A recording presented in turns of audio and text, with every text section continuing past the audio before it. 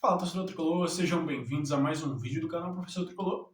Eu sou o Professor Tricolor e hoje eu tô aqui para trazer pra gente mais um vídeo aqui pro nosso canal. Hoje com um cenário diferente, falei para vocês que ia haver algumas mudanças aqui no canal e esse foi um cenário que eu planejei. Na verdade, eu já tinha planejado há algum tempo, queria fazer alguma coisa parecida com o que tá, ainda não tá do jeito ideal, do jeito que eu queria, mas aos pouquinhos a gente vai melhorando, vai tentando melhorar e o quanto mais melhorar, melhor também para vocês. É um prazer enorme estar produzindo para vocês, vocês já sabem disso.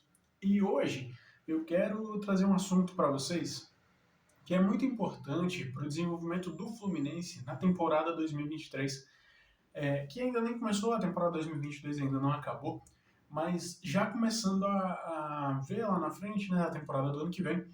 É um tema polêmico, é um tema importante que eu vou precisar contar com a participação de vocês, principalmente nos comentários, no que diz respeito a isso que eu vou levantar agora, que é por que foi tão ruim a classificação, não só do Vasco da Gama, mas do Cruzeiro, do Bahia e do Grêmio, para a classificação desses quatro times para a Série A, em detrimento à queda de Juventude, possivelmente, né? Juventude, Atlético Goianiense, Avaí e provavelmente o Ceará para a Série B. Eu acho que você vai estar se respondendo a essa pergunta da maneira mais clara, que é, pô, vamos subir quatro times tradicionais com torcida que podem sim atrapalhar os planos do Fluminense numa Série A da temporada que vem.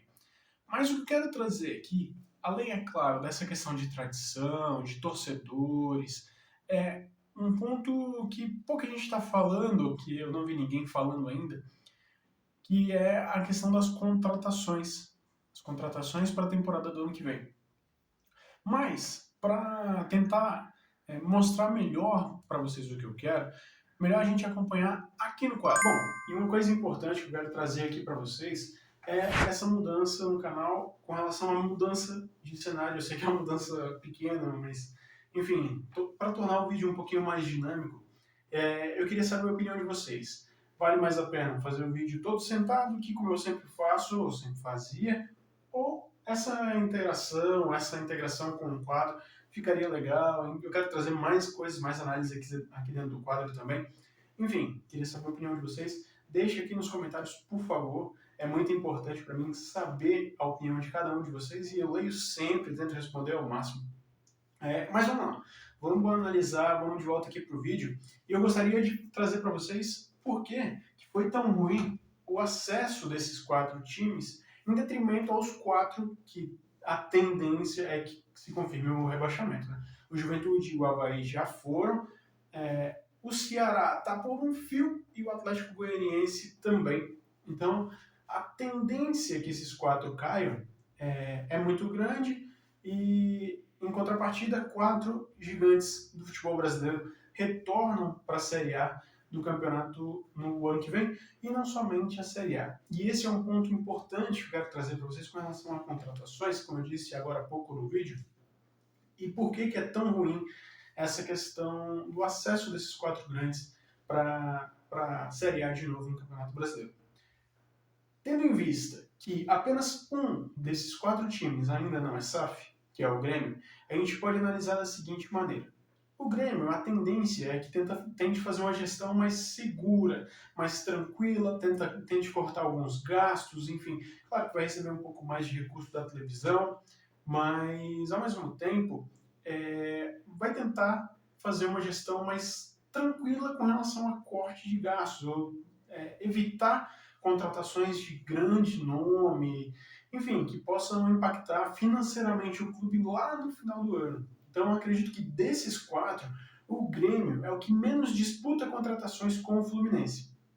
Os outros três, por sua vez, além, é claro, tirando a grandeza, a questão da camisa, o torcedor, enfim, tudo isso, os outros três ainda têm um recurso que vem de fora, que são dos seus donos. O Cruzeiro com o Ronaldo como gestor, como dono do clube. O Bahia, que a tendência é que feche com o Grupo City, um dos maiores grupos de investimento no futebol, e isso preocupa no sentido de contratações, Não acho que vai virar uma superpotência da noite para o dia, mas, enfim, mais para frente vou dar minha opinião sobre por que isso é um problema. E o Vasco com a aporte da 777, que também vem forte nas contratações para o ano que vem.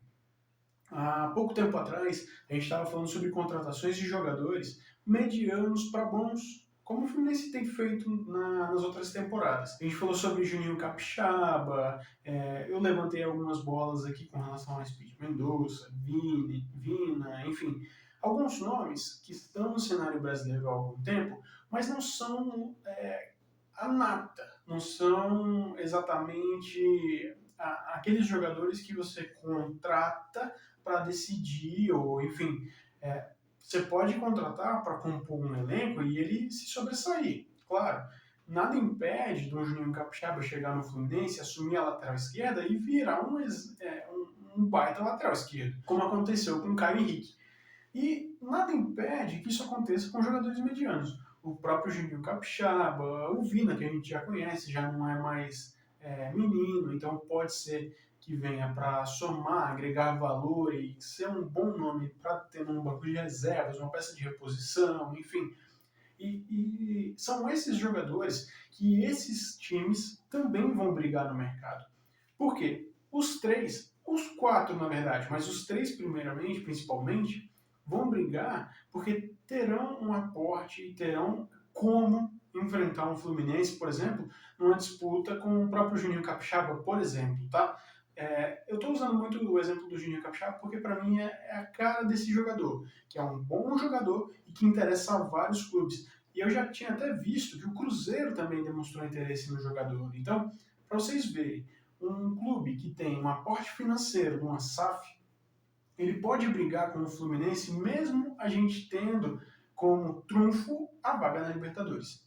É claro que a gente sabe que o Fluminense tem feito de tudo para manter salários em dia, está tentando se estruturar para se tornar um time cada vez mais frequente nessa competição internacional, nas competições internacionais, na verdade, né? Internacionalizar a marca, enfim, tentar se tornar mais tradicional ainda nessas competições internacionais.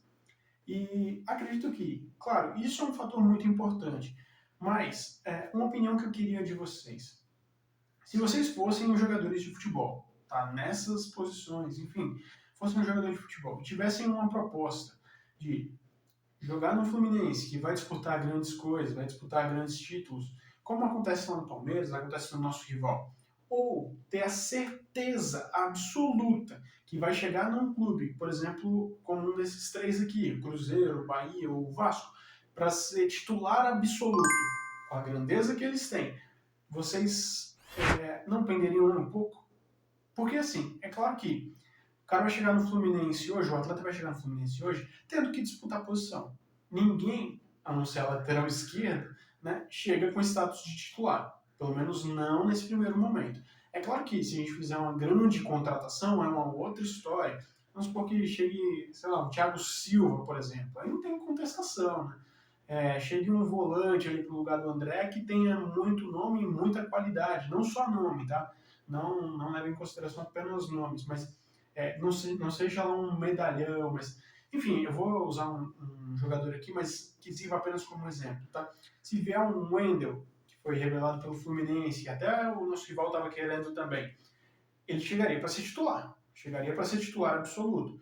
E é esse jogador que eu estou falando, um jogador que chegue para resolver. Tirando esse jogador, vocês acham que ele chegando no Fluminense para disputar essa posição, ou chegar num Cruzeiro, por exemplo, para ser titular absoluto, para não ter contestação ali no início da temporada, para não ter. Claro que a torcida do Cruzeiro chia também, a torcida do Vasco chia também, a do Bahia é a mesma coisa.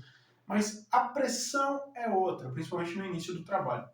E acho que é por esse ponto, principalmente por esse ponto, de tornarem-se SAFs, né, clubes tradicionais, com torcida, com camisa, com história e com dinheiro agora, eles podem ser preocupantes no sentido de montagem de elenco. É claro que o Fluminense vai ao mercado para contratar peças pontuais, né? Um lateral esquerdo, quem sabe um volante para repor uma possível saída, ou um meia para ser reserva imediato do Paulo Henrique Ganso, ou até não para jogar, mesmo dependendo da formação que o Fernando Diniz, caso fique, né, prefira colocar no Fluminense. E é nesse sentido que eu acho que esses clubes são, sim, preocupantes, e a tendência é que seja preocupante também. É claro que tem toda a questão, como eu já falei, histórica, a rivalidade, principalmente com o Vasco, enfim, existem diversos pontos que tornam essa subida ruim, mas para mim, nesse momento, o que mais interfere é a questão de contratações. Porque o que antes era uma certeza, que a gente não disputaria os mesmos jogadores com o Cuiabá, ou com o Atlético Goianiense, ou com o próprio Ceará, enfim, com o Juventude, hoje já não é tão real assim, com as quatro potências em termos históricos e futuros, quem sabe, que estão subindo. Mas eu gostaria muito de ouvir a opinião de vocês, não só com relação ao tema, mas com relação a essa dinâmica que eu fiz aqui no canal, de trocar de posição, enfim. Vocês sabem que a casa é de vocês. Muito, muito, muito obrigado por terem assistido o vídeo até aqui. É um prazer enorme para mim estar produzindo, trabalhando para vocês. E não se esqueçam nunca, nunca deixem com que seus medos sejam maiores do que sua vontade de vencer. Tamo junto, até o próximo vídeo e valeu!